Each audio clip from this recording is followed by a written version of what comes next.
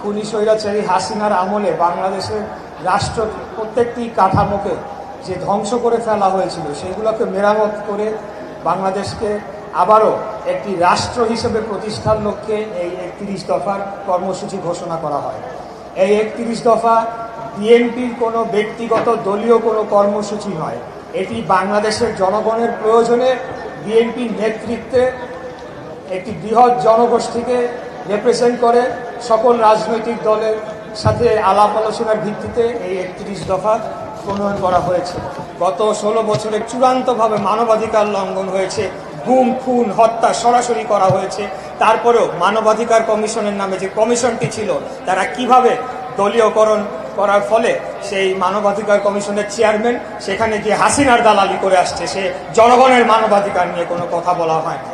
এই বিষয়গুলোকে আগামীতে রোধ করার জন্য এই সংবিধিবদ্ধ যে কমিশনগুলো রয়েছে সেগুলোকে সম্পূর্ণরূপে নিরপেক্ষভাবে কাজ করতে দেওয়া হবে। আমরা বাংলাদেশে প্রত্যেকটি ক্ষেত্রে প্রত্যেকটি স্তরে আইনের শাসন প্রতিষ্ঠা করতে চাই। আপনারা জানেন যে এই মুহূর্তে বাংলাদেশের বিচার বা অতীতের যে হাসিনার যে আমলে বাংলাদেশের বিচার বিভাগকে বিচার ব্যবস্থাকে কিভাবে একটা সম্পূর্ণ সরকারের অধীনস্থ এবং আওয়ামী লীগের একটা দলীয় ক্যাডার বাহিনীতে পরিণত করা হয়েছিল এবং তাদেরকেই বিচারক পদে নিয়োগ দেওয়া হয়েছিল। এখানে এটি বলা হচ্ছে যে একটি সুপ্রিম জুডিশিয়াল কাউন্সিল গঠন করা হবে, যার মাধ্যমে বিচারপতিদের নিয়োগ হবে, সেখানে সরকারের কোনো হস্তক্ষেপ থাকবে না এবং একটি আলাদা সচিবালয় থাকবে।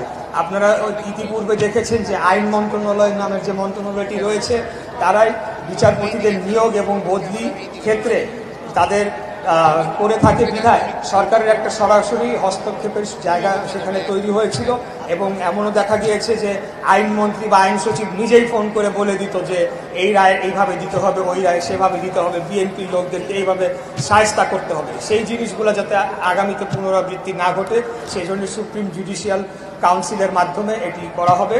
যে ৫ তারিখে খুনি হাসিনা পালিয়ে যাওয়ার পরই আমাদের নেতা দেশনায়ক জনাব তারেক রহমান একটি বক্তব্য রেখেছিলেন যে বিজয়ীদের হাতে যদি পরাজিতরা নিরাপদ থাকে তাহলে সেই বিজয় আরও মহিমান্বিত হয়।